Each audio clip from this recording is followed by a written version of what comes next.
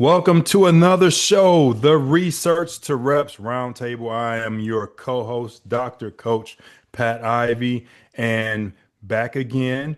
We are here. We have an exciting guest, but before we get to that, let's check in with our other co-host. I want to check in with Dr. Ted Lambrinides. Ted, how you doing today? Pat, I'm doing great. Excited for this holiday edition of Research to Reps. Should be a good one. I'm excited too. And let's go ahead and check in with Dr. Reimer. Ernie, how are you doing? I'm doing great, and I'm really excited to have this guest on, Dr. Catherine Saenz. I usually can predict how good the podcast is going to go by the number of dark rimmed glasses we have on the show. And today we are 4 for 4. Dr. Saenz and my common colleagues go back, way back, but somehow Dr. Saenz and I have never crossed paths until just recently. So I'm really excited to jump on and discuss health and performance with Dr. Kathy today. How are you doing? I'm wonderful. I'm a lot better now that I'm on this podcast. This is truly an honor. The previous episodes that I've caught have all been fantastic. Led to great discussion, and yeah, I can't wait. So thank you all so much. I also want to make a note that I also noticed that we all had glasses on, and I thought this is slam dunk. Like we doing this. So this is great. That's great. I almost ruined it. I almost put my contacts in and I was like, no, this one's research to reps, going with the glasses. Now, Yeah, if everyone can just repeat after me, Oh, right there. your glasses all the way on. It's Yes, time to get geeky. there you go. All right. Okay. Well, we'll go ahead and kick this one off. Kathy, we're honored to have you here. And just wanted to check your allegiance because I've been groomed by my daughter just to make sure if I say OH, is there anything you say back? IO. Oh, just checking. Just checking. I know there's a lot of pride with that. We are excited to get to know you. So tell us a little bit about yourself and then we'll jump right into getting into some research. Yeah, absolutely. It's so funny that we lead off with an OHIO because my undergrad and who I consider myself connected with the most was at the University of Maryland. So I always tell people I'm a Terp. And on days that are a little tougher at work, you can hear like the Maryland fight song blasting from my office. But I will say those are less and less and less because things are just because the world's fantastic right now at Ohio State. But yeah, so I did my undergrad at the University of Maryland and I loved it. I was a kinesiology undergrad, and at the time, which was a couple moons ago, like the structure was so different than what we find now in exercise science programs. So it had a very research or sports med track. And now, like exercise science, I'm excited for us to talk about this, but exercise science as a field is evolving every single day. Like there's so many areas that have been present all this time, but we're able to articulate it in positions a lot more. And so as an undergrad, I jumped in fully to everything that the program had to offer. So I had research, I had internships, I had hands-on experience. So my internships were through athletics and sports med. I loved like the rehab recovery areas. It was wonderful, wonderful experience. Like I was able to do so much, but I really loved research, and I knew that. I knew that pretty early on. Like I loved asking questions that we could explore and get answers to that might not be appropriate in the day-to-day field environment. The research that was going on at the university, I'd appreciate more now than I did as an undergrad, but it was incredibly high level. So as an undergrad, I I was able to grow so much, but it wasn't as applied as I was looking for. And again, it was more like my young lens, not seeing like the fuller picture, but I got exposed to the highest level of research that I could be in several different areas. And Maryland is where Kevin Plank, CEO of Under Armour, graduated from. And so there was a big Under Armour presence and research presence in biomechanics. I'm an exercise phys person, so that much biomechanics was a little bit outside my field, but it was amazing, right? We got exposed to some really awesome work. But what my undergrad taught me was that I loved the academic environment. I loved the structured environment that teaching brought, but I really wanted more applied research. And that's where I had the opportunity to apply and attend the University of Connecticut for graduate school. I actually applied for both So for graduate school in exercise science, typically if you're going research track heavy, as everyone on this call knows, you typically approach a mentor as opposed to a program.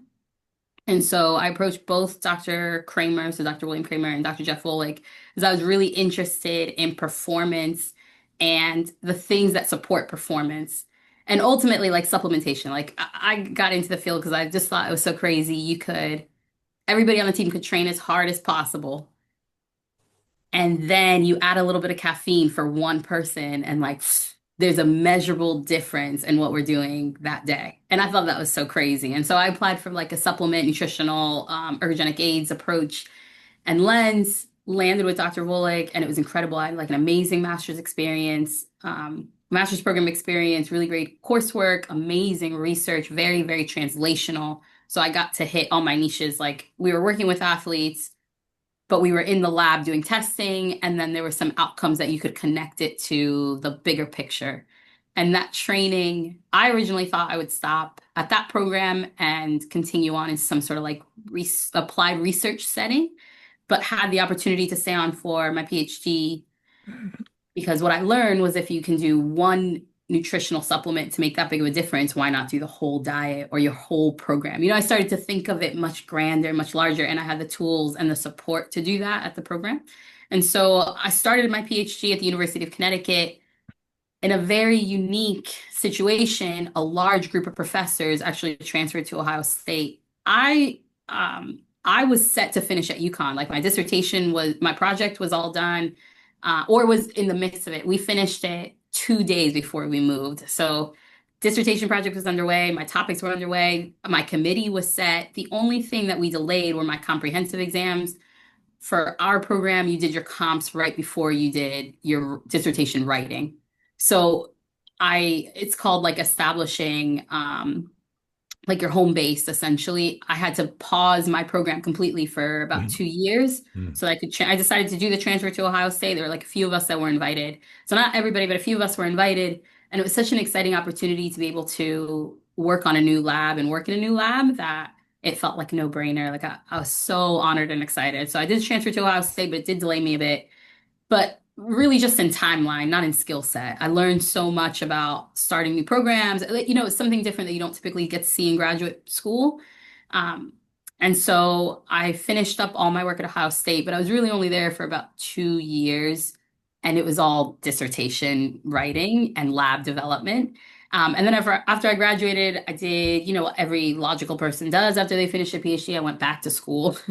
And because again, when I finished my PhD, I was like very, very technical, very, very benchtop, very deep in the weeds.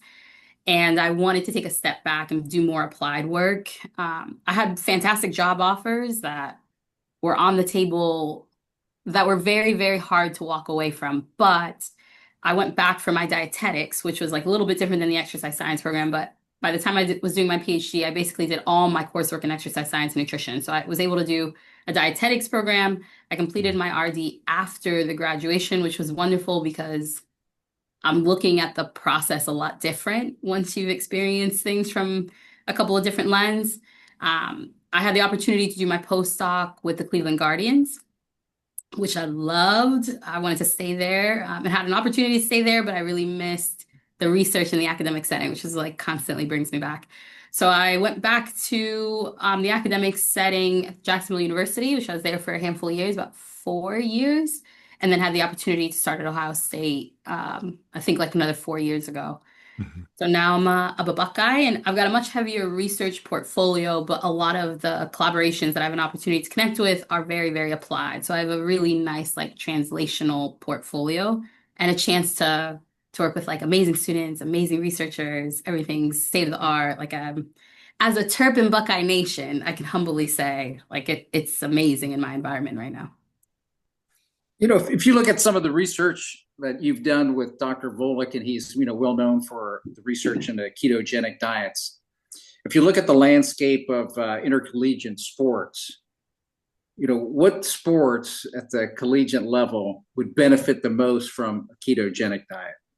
Yes. I love this question. I get this question quite a bit. And I think The correct answer is whichever athlete feels that they can adapt to it best and has a reason to adapt to it, because that will be motivating for them to maintain it. Because it's one thing to add like one additional piece to their programming. Like creatine is one additional dosage to their overall nutritional program, right? But a well-formulated ketogenic diet is not difficult to do once you're adapted and once you're used to it. It's like no other dietary change, you just have to adapt. But if we're adding athletics on top of it, then we have to adapt during certain parts of their competitive, non-competitive season. We have to stay on metrics and adjust the macronutrients continuously. Like it takes a lot of internal testing and a lot of maturity to know yourself, know your sport, and know when it's right to kind of push it or push back on your carbohydrate load. Um, so really the very first response is the individual that's motivated. Because I've had athletes in so many sports that you wouldn't expect adapt to a ketogenic diet quite successfully, and then in sports that you would expect them to do very well, struggle. And so it's really like which one does it click for? I don't think this is true for I don't think this is singular to ketogenic diets. This is true for all dietary approaches. Like there just isn't a singular approach for every person. And more than that, there isn't for every season of your life. Like we got athletes in the collegiate setting there for 4 or 5 years, 3 to 5 years, depending on if they go pro or not. And when they do that, your diet's going to change, right? Like on a yearly, a seasonal basis. And so who can adapt, who can stick with it, and who's going to find that that's the click for them. And most of them actually adapt to a ketogenic diet, at least the ones that come to me, not for performance. Any guesses? Like any guesses why they're pursuing ketogenic diets? Social media. Oh, that's a good one. Yeah. Uh, Pressure. Weight loss, body image. Yeah. I mean, those would be the ones that I'm even cautious about at that point. Like if they're like, let's work on a couple of other components. But in fact, it's mostly the ones that struggle with their recovery, but are not necessarily injured where they're out. More like it's that nagging injury that just won't quit, and they're searching for anything to find relief. And then often this dietary approach, because of some of the physiological and metabolic adaptations, like does provide that relief. But then once we're competing and we're competing at full level, then we have to like adjust and adapt accordingly. But that's why it's like a very individual, very personal decision. On the larger scale, I'm talking about this way too long, but it's because I love this question because it's so complex. But on a larger scale, anyone who is endurance-based, like it feels silly for me to not at least consider it or expose them to it in the proper way and see if people are comfortable or they want to adapt to it. For anybody endurance or anybody that has pretty intense weight sensitive components to their sport, and they have to do things that are going to impact their performance, like let's just try this and see if you're able to maintain calories, maintain energy, and be nice and steady, and then we can maintain muscle mass that way too. So weight sensitive sports and your endurance sports are the ones that, like, to me, are no brainers to at least expose them to when it's right. That's right. But on that note, like when you all have worked with different athletes, like have athletes come to you with this dietary approach with questions, or are they typically coming to you already trying it, struggling, and asking for a friend like at that point? I think in my experience, it's someone who probably has been trying it a little bit and probably want to go a little bit further. And now maybe they've experienced some change and they feel good, but they feel like they know enough now to ask more educated questions because they've tried it. They may present as though they haven't tried it and they're thinking about trying it, but I think most of them have probably, dipped their toe in a little bit and now they want to ask about it and learn more about it and then get more guidance. What do you think, Ernie? I actually haven't encountered too many athletes in my career asking uh, for guidance or recommendations about a ketogenic diet. Interestingly, the main exposure I've had to it was through some football coaches I worked closely with some years ago. They were all on this ketogenic diet bandwagon, and then they're well into it. And I mean, they were, if I recall correctly, they were drawing each other's bloods and checking blood samples, and they're peeing, and they're kind of doing this all on their own. And they asked me to get involved after they're well into it. And so, I mean, some of the things they asked me to do was to maybe look into it and try to identify some potential health risks or health benefits, et cetera, just to make sure they weren't doing something that could cause long-term damage. But their main interest was to uh, still be able to eat some of the foods they really like, namely meat, but also be able to lose some weight. That was their main motivation behind it. Yeah. I wanted to ask you a question though. Along these lines, um, there is some old research, and I have never really applied it. I kind of put together a framework for how to do it, mainly for endurance exercise performance. But there are some endurance performance benefits from having greater intramuscular triglycerides. And then, so there's some research out there on like high fat diet or high fat loading, which often, takes a couple weeks. And then that possibly combined with carbohydrate loading in the days immediately preceding. Have you encountered like that, like a fat loaded plus a carbohydrate loaded diet for endurance performance, or have you maybe helped athletes work on that in some of our sports, like college sports? Yeah, I have encountered it, not at the collegiate setting. This would be so my dissertation was in high level elite ultra endurance athletes. So in order to qualify, you had to be like professional or sponsored or above. You had to be like regularly competing. Some of them were on the Olympic team. So you had to like those were our definitions for elite. And then you had to be either a very high carbohydrate, traditional endurance athlete, or have been adapted to a ketogenic approach for either dietary approach at a minimum of 6 months. And so from that group, we purposefully controlled for performance. Like we purposely wanted everybody to be at similar performance levels so we could really isolate dietary impact on their metabolic outcomes. And then we were able to like look at a bunch of other things too.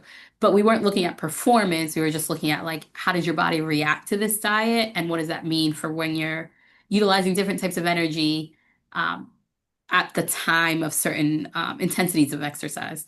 And so these are ultra endurance athletes specifically, but I bring them up because they would just chat in between, different testing bouts. It was a pretty cool, a really awesome study. It was 2 days where they were with us from like 6 a.m. to pretty late in the evening, and we just chatted all day.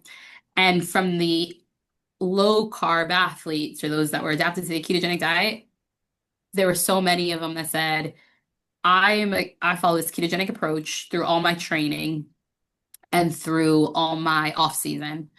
Although their off season's like kind of funky, but essentially like in between any of my races. But when I'm racing, I include carbohydrates as part of that. And they do practice it a bit during training to do some like gut training and things like that. But in general, they keep that for competition. But we're looking at ultra endurance sports. Like these athletes were racing a minimum of 50 kilometers. Most of them specialize in 100 kilometers to 100 milers. Like if you just casually run for 100 miles, like as part of your sport, you're doing anything to maintain 100 miles in the span of like a very concentrated time, like 2 days or something like that, depending on the race or these like 24-hour races. And so including carbohydrates at that point, we're like looking at some of the data, it's like almost negligible because your energy expenditure is so high that you're just trying to get in calories at a very paced way, but getting in calories. And when they did those types of things, again, their calorie expenditures were so high that they were able to maintain nutritional ketosis without any issues.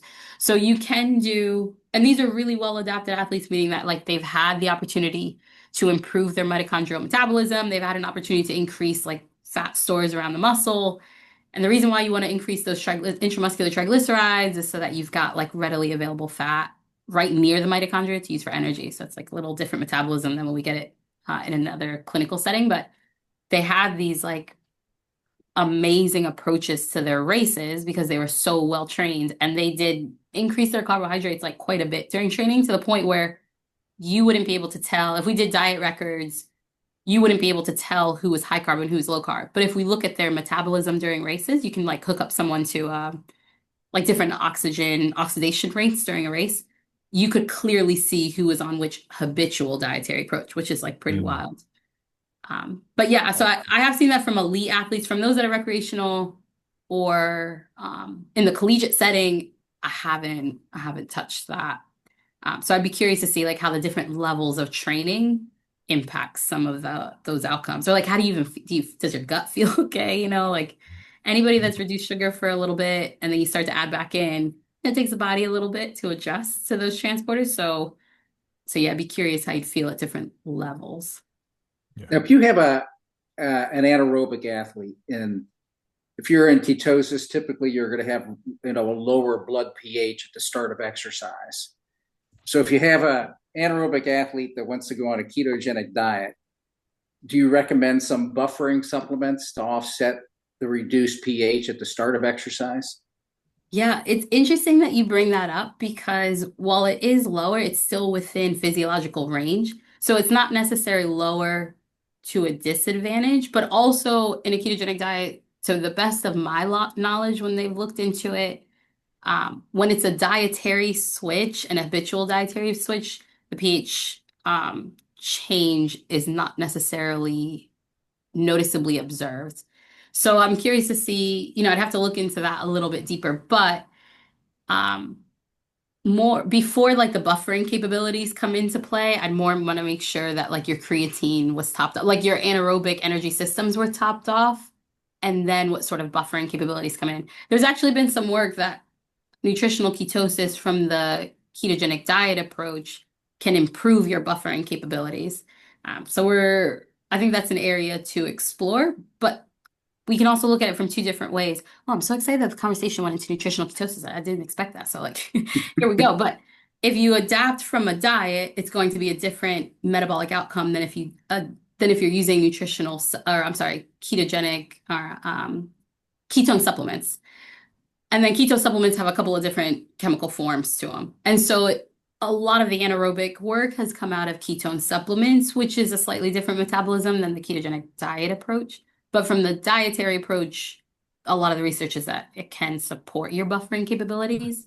We just have to, again, top off the energy stores that can be impacted through a ketogenic diet. So we'd have to like just make sure you're good on that. Kath, yeah. I have to ask you a question. So you have your RD, PhD, you got exercise physiology background, lab development, pro baseball, teaching. I can see where an athlete would approach you and they have these questions about their training and their diet and their sleep, and then you give them this information. They're like, oh my God, she's amazing. She helped me so much, because you're tying in so many different disciplines, so much education, so much knowledge and experience with what the athlete needs, because the athlete they don't have an isolated situation. They don't have just a sleep situation. They don't have just an endurance situation or challenge. They don't have just something that's isolated. It's always connected. Now, so here's the question that I have. So with all of these credentials and all this experience, working with athletes, great, but you have to work with professionals. And a lot of times the dietitian doesn't have the background of exercise science. The strength coach doesn't have the background of return to play protocols from a beyond the weight room. Sometimes the athletic trainer doesn't have may not have the exercise physiology and the nutrition and the RD. So when you're dealing with professionals, what has been your experience, and what techniques have you used to allow yourself to be accepted in those rooms when you have all of these things connected, but maybe the people you're having the conversations with have been trained in a particular discipline. Yep. Yep. Yep. I communication with the rest of the team has been, I think that's true. All of us have worked in several different athletic environments, and communication it's like doesn't matter where you are. If everybody is talking and it's on the same page, that just like changes the environment completely. But I also, every time I'm in a new environment, hold back. Like I say less, say less, because I've had amazing, amazing mentors who have walked me through, especially going from like the collegiate setting to the pro setting. The pro setting, it's different. It's so different. And every team you're on is so different. And then every academy or level within that team, it's its own personality. And so um, these mentors have been so wonderful to be like, "Shh, okay, give it a second. Learn who's in the room, learn the team culture, learn the team goals and the team mission. Because especially in the pro setting, your athlete is singularly focused, right? They need to do well for their position, but you are for the team. And so like you need to be on the same page with everybody else. And I've always come in new too. So I'd love to learn like what people are doing already, what's been successful, what athlete has a lot of questions for everybody and then does something else, or like how well do you know your athletes and what they're going to do with that information? And so I guess I've answered it in a few ways, but communication with everybody has been the biggest piece. Say less and learn who you're with, and then get to know your athlete so you know how to best help them with the big picture. But yeah, I want that to be this conversation for the group because I want to learn like how everybody's done it successfully in different environments. I, I, so you said communication, but then you said say less. Yes. So help us understand, how do you communicate and maybe saying less? Yeah, I mean, I think you can communicate absolutely with saying less. Sometimes the best forms of communication, if you're just, what I mean by that is like communicate and listen, maybe I should say, like say less and listen. So, I guess in the pro setting, when I'll be specific to the pro because collegiate's so different, right? Their like goals are so different, and what you're able to advise on and guide on is very different in the collegiate setting versus the pro setting. But in the pro setting, it feels like you'll get these questions that are very targeted and specific to you. I would take a step back and then ask everybody at the performance team, like, have you talked to this athlete? This is the question they've come with.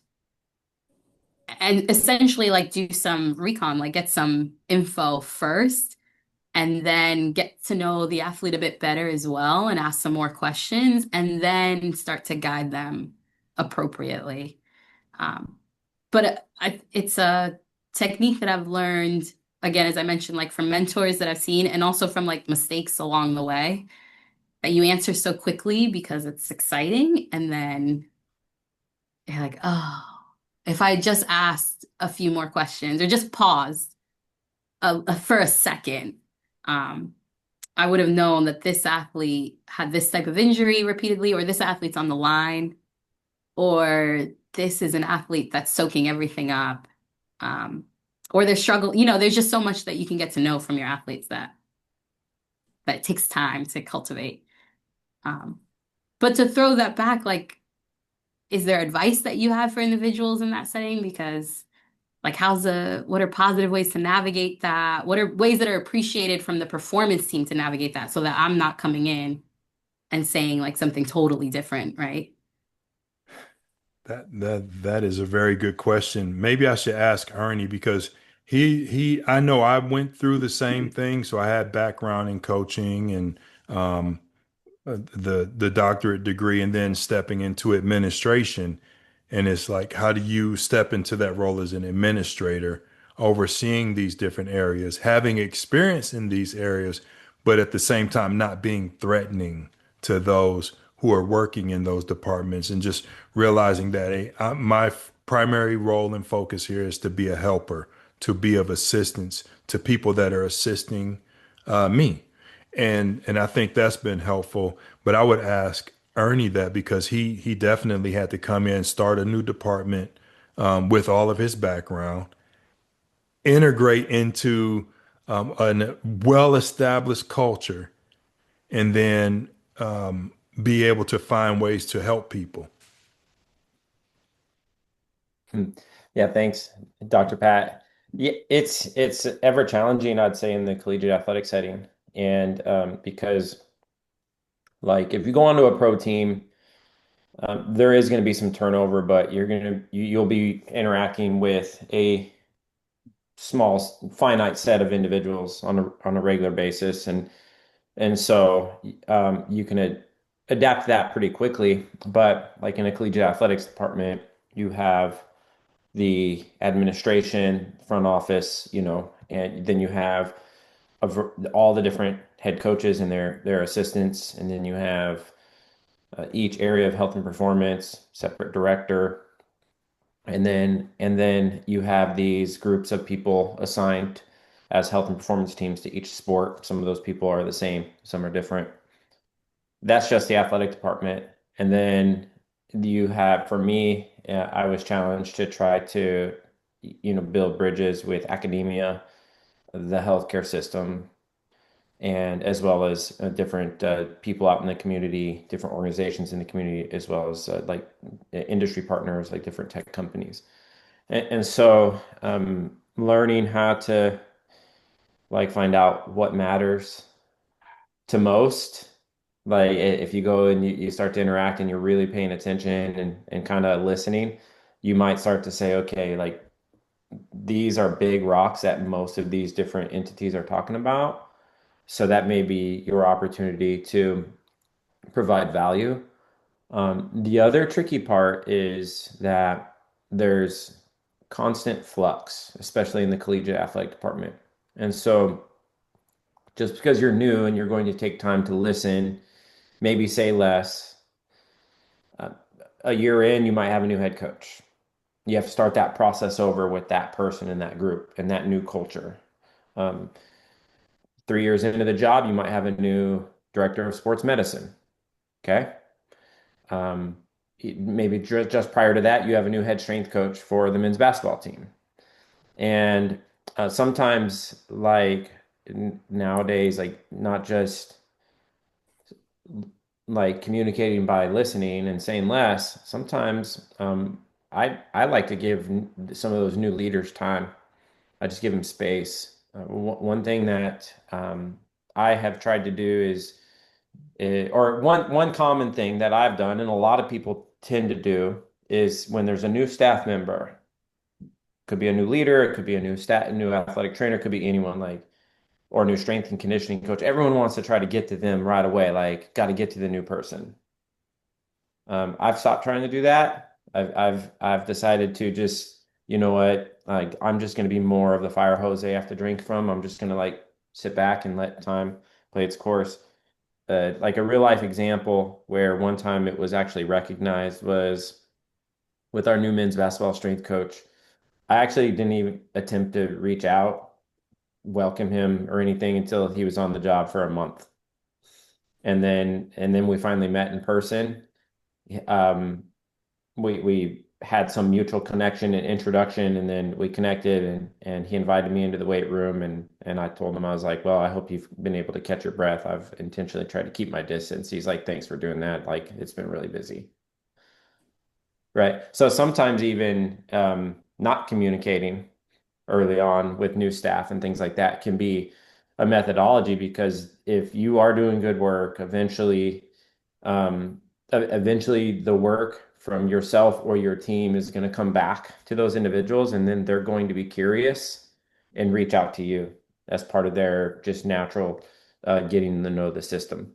Like another good example would be that we recently hired a director or a rehab coordinator, and similar to that, I didn't actually try to reach out to the person. I figure everyone's going to be trying to get at this person and assert their agenda. Suddenly, that I was introduced by Dr. Ivey, and we had a get together. They were there, no big deal. We met for the first time in person, and then within days of that, they were reaching out with questions to me and wanting to meet with me. Okay, cool. Now that they're instigating that, now we can sit down, and I'm not looking for a way to guide this person, but I'm looking for a way that we can collaborate and I might be able to serve their needs to help them be successful in their role.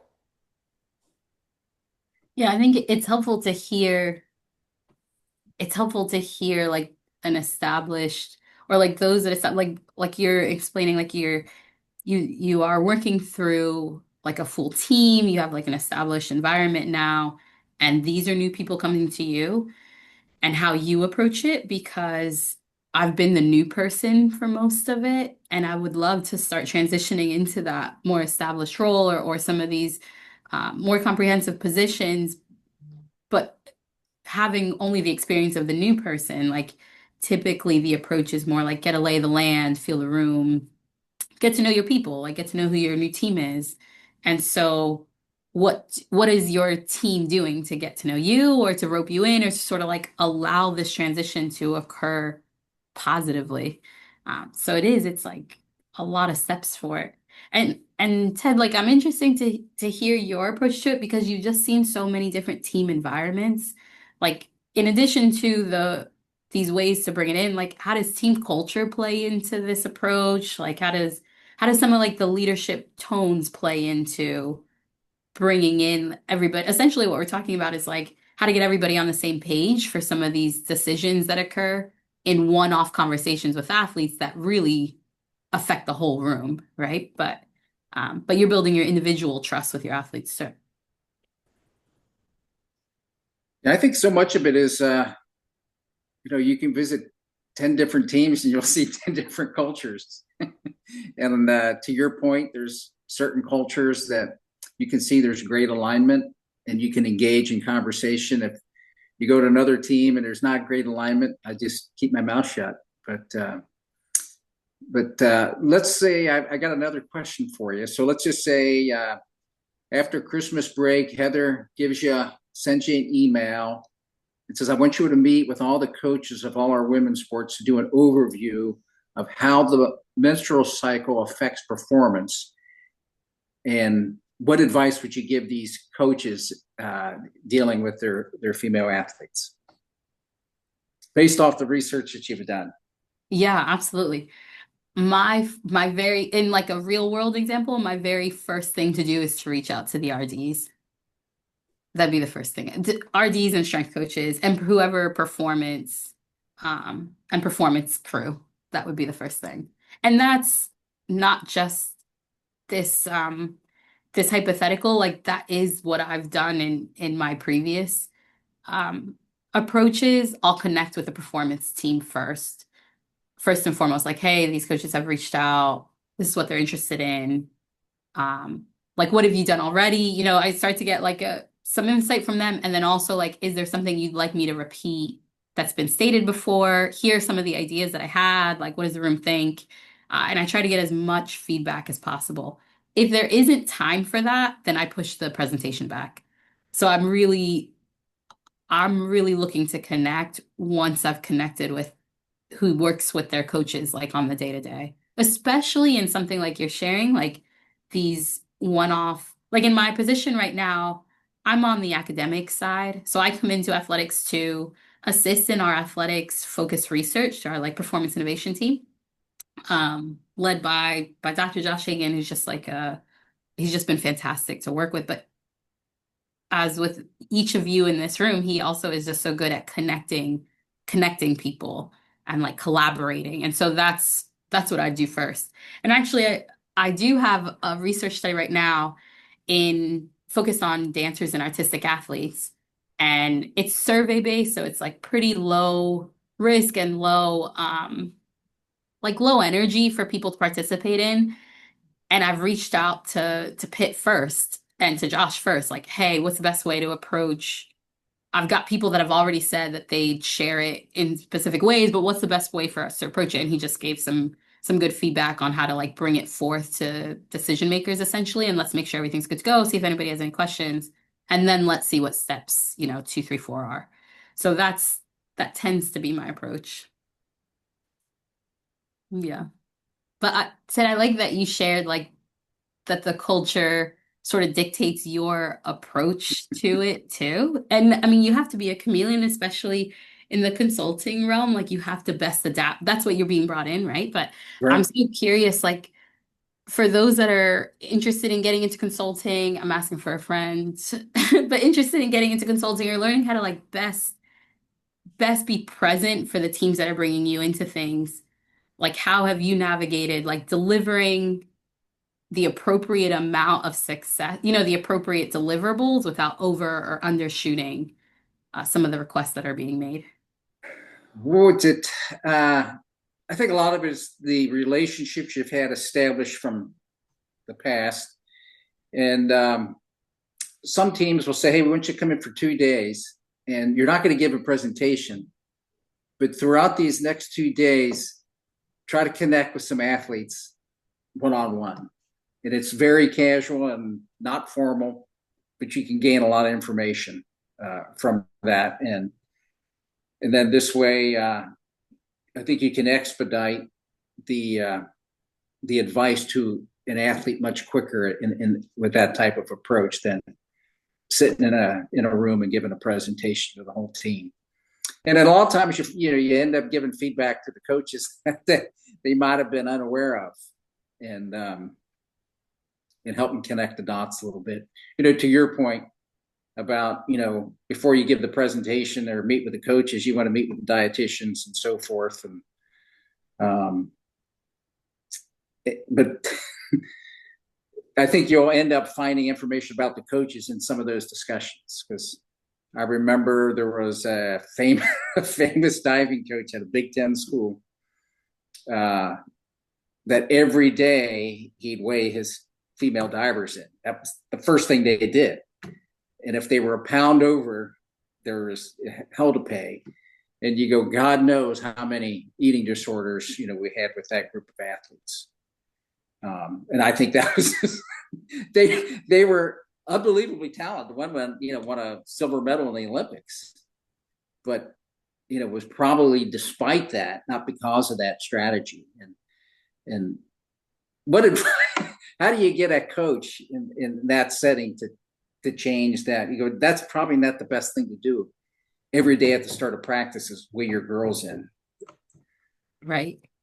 Yeah, Dr. Pat, like from a like administrative perspective or like a team culture perspective, like not just team culture, because the collegiate setting is so interesting where there is team culture and then there's also department culture. Mm-hmm. Like how do you navigate that from like the big picture piece of it?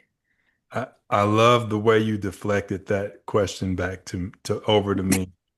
That was very skillful, I'm Dr. just trying to learn. Saenz. I think where we've had some good success with that is the concept of health and performance teams. And so the professionals that are on each sports health and performance team consist of the head team physician, the athletic trainer, the physical therapist, the sports scientist, the strength conditioning coach, the dietitian, the mental health, mental performance. I hope I'm not leaving anyone out. But those people should be having regularly scheduled meetings and talking about the team, the culture, the environment, and how they can help, as well as individual athletes. And I would guess that more than one professional on that sport team's health and performance team would take issue with that method of trying to develop athletes. And with that, we also have sport administrators, which is administration's placement and within the health and performance team. So the sport administrator not only oversees the sport, but is also integrated into the health and performance team. So if there is damage being done physically, mentally, whatever way to an athlete or a group of athletes, it's the health and performance team's job to find ways to intervene. And if they can't get it done, the sport administrator will escalate it and escalate it or and up to a higher level. Maybe the athletics director, the health and performance team should make sure I'm in the loop with my role as the senior associate AD for health and performance. And then I work with the sport administrator to have conversations with the athletics director about this behavior or this practice.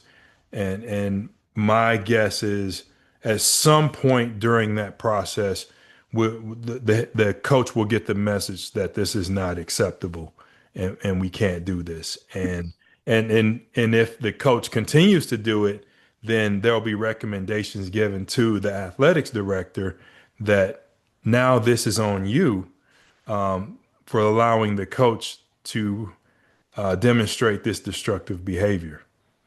And we have not had to go that far with anything, but those are the steps that I think we have in place.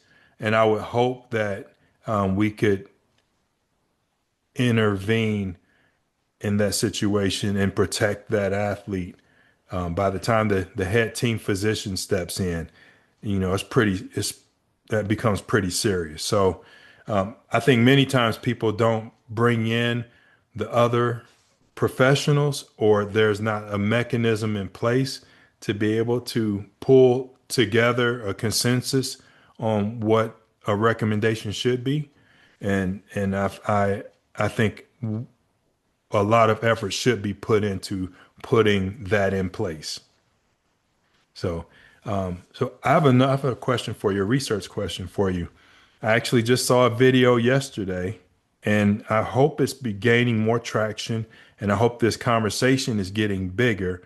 And this has to deal with female athletes, ACLs, hormones, menstruation, and the timing of those injuries. And what in your training and education and research have you found, and what more do we need to do to bring awareness to this? And do you find any validity in maybe what seems to be trending from my perspective? Yeah, I think more than anything, support for more data would be immensely helpful because, and also more voices that have experienced like more types of research to better appreciate where menstrual cycle, or in some of the other areas, like we've got elite athletes that might be amenstrual or in perimenopause, or if we're talking like our female athletes or those that menstruate, like we've got a long reproductive lifespan and a lot of different stages and very little research to support the claims that are being made. But there's also, so that's on one end, like we just need more data to support, to provide insight and to appreciate so much of the data that's, so much of the outcomes that we present are also through this lens of a very traditional textbook menstrual cycle. And the more that I have an opportunity to work with athletes in this space, I realize like that's not everybody.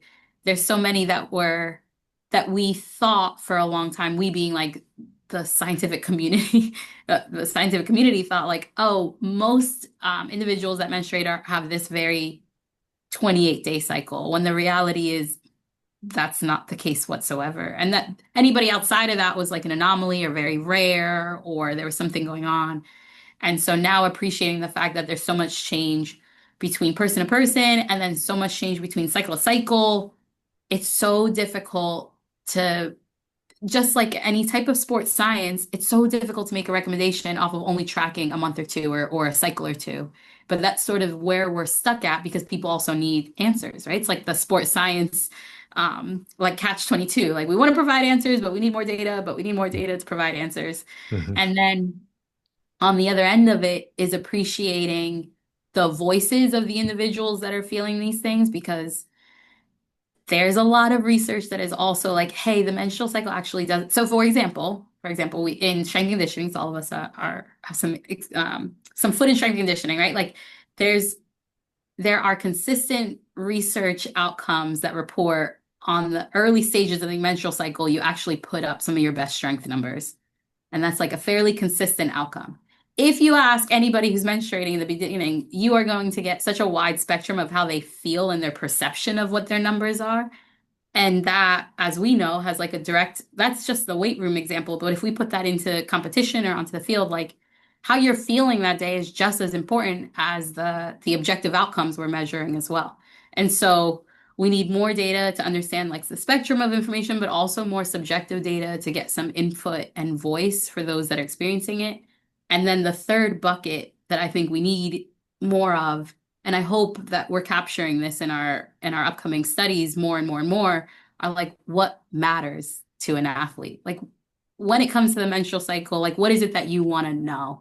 What is it that you want to relate this to? Or what are some of the barriers that you're feeling that you don't have answers to? Because most of the time your coach either doesn't want to know or just doesn't know, and really more than anything doesn't know that it could affect it or doesn't know what to do with that information. Like, okay, great, you don't feel well. Like we still compete today. Like, I don't know how to measure this besides what we've already done.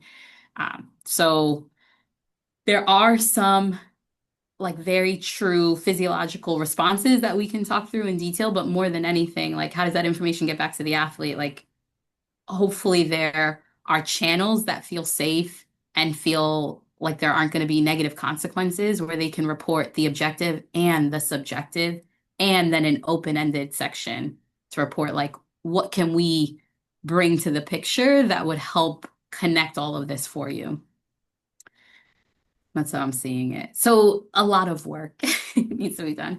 But interestingly, we did this really cool study where we just surveyed women. We just surveyed women who exercise, and they had to hit like certain thresholds of exercise. So you need to be like fairly active. And how do you feel?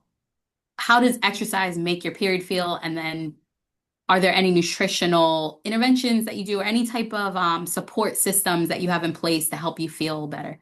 And so there aren't any validated studies in this space. So we were developing a research study for it. And this study's 2 or 3 years old, maybe, like not that old, for there not to be any validated surveys in the space that we could find for physically active or exercising, like menstruating women. And so in the conversations while developing the survey, thankfully we had a few voices at the table and everybody had a different response. They're like, well, obviously everybody's going to respond that they feel terrible. And then someone else would be like, actually, exercise helps me feel better. And they're like this, just developing the survey was so eye-opening. And then the results of the survey were so incredible. And I love presenting that work because undoubtedly we're going off script because we get so much conversation. And we've presented it in small audiences at NSCA, in like some of the smaller presentations for like newer studies that might have like 20, 30 individuals, and then at larger conferences with like 100 plus individuals.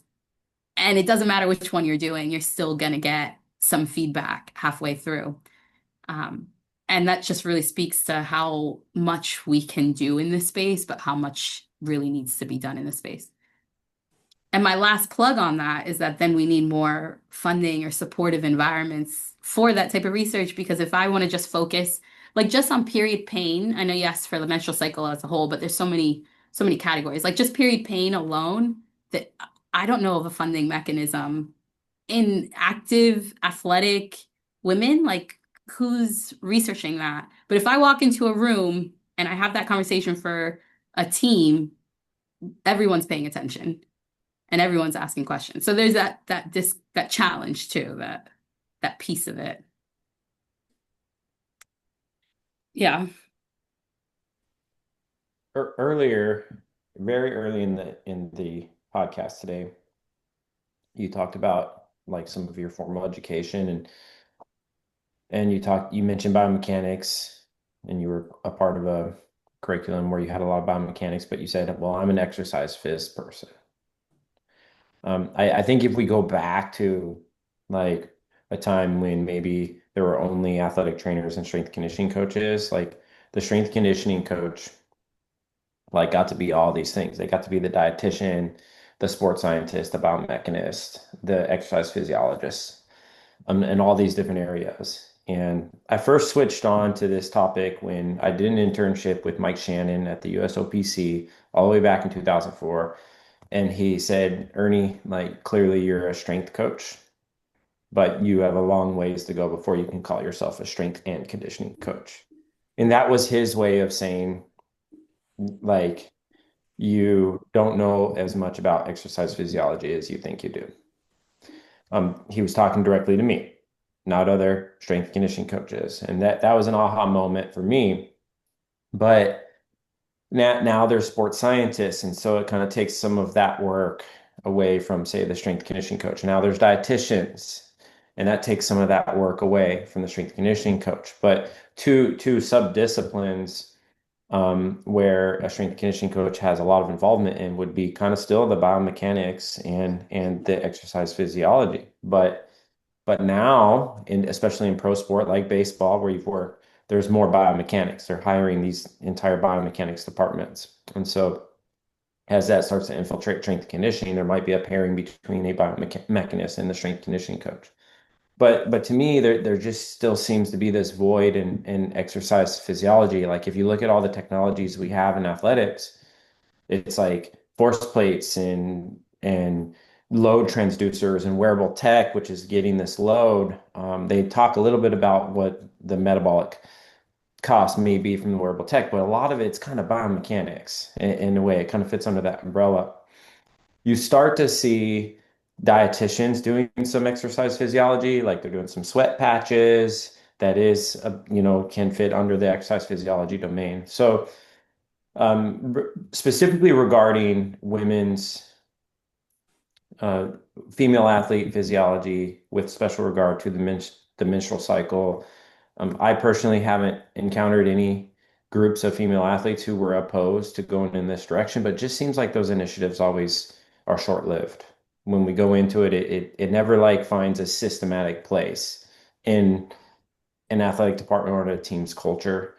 And so like, in your opinion, like what opportunities do we have to really systemize work in human physiology and exercise physiology in American mainstream sport, being collegiate and professional sports?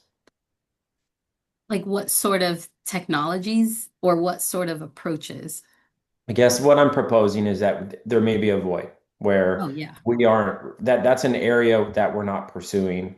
And so do you think that by diving more into human physiology and exercise physiology and starting to systemize work in those areas in American mainstream sport, would that be an opportunity? Would it be an opportunity for us to tackle some of the issues around why we haven't been able to focus on female athlete physiology as much?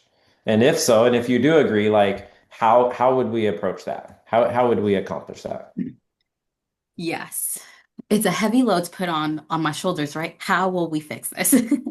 But I think having these types of conversations, like if we had this exact podcast 5 years ago, one, I personally wouldn't have as much opportunity to do some work in this space, but I also don't know that there was as much, and it's not particular to those of us in this room right now. I'm just saying like the conversation around how to include components of a different specific female physiology, um, how to include that and relate it to performance. Like I think so much of it often falls under health, or it's already happening and you will be performing regardless. So now there's been just more conversation, more researchers that are speaking about this, more athletes that are speaking about this.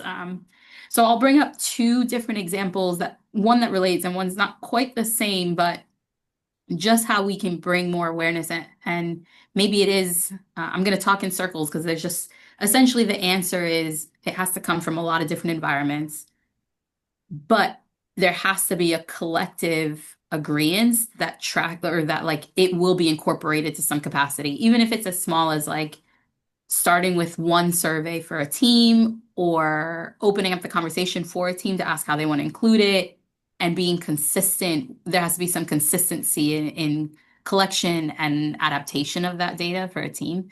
So I'm speaking specific to the sports science side of it, or the like sport performance side of it. But there were athletes, I think two Summer Olympics ago, um, in swimming, that they were interviewed and asked like, "Hey, how was competition today? Like, how'd your swim go?" And the athlete was like, "I'm sorry, I have my period today. Like, this sucks," and just kind of expressed it, and then was like, "I know that's not something we talk about, but that's where I'm at right now. Like, you asked me." I mean, it was a very raw, very real response. And there have been other athletes that have also responded that way. Like, this is a situation I'm on right now, and I feel like my performance is affected by it. On a separate note, totally different, I was at UConn for one of the basketball national championships, a year that both men's and women's won. And our exercise science department was in Gamble Pavilion, which is like the historic like basketball courts and basketball training environment. So we were next to basketball all the time. It was like such an awesome experience. That's separate, but it was amazing, right? And one of the interviews for when they won the national championship for the men's team, it was like, "Hey, how'd it go?" And he mentioned, like, to be honest, one of the things that could be improving is that we have an opportunity to get more food and more like nutritional support. Now we know that a school like UConn had really great nutritional support, really great, like, as it had all those things that were available to them. But at the time, there were some NCAA guidances on how much protein you can give an athlete at one time. You can only do 30 grams at a time, right? And any snack that was, I think it was 20 grams, I get a lot of head shakes. So like everybody remembers that and can relate to that. You have to be really specific with your budget, with your approach. And from the dietary side, like how you approach nutrition had to be like really whole food based. A lot of considerations that we were trained in.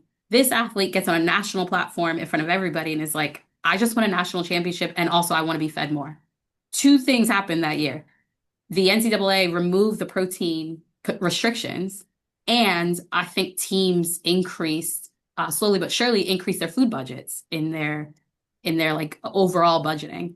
And I relate that to this as well, where we get athletes speaking out like, "Hey, this is impacting my performance. I need some help and support."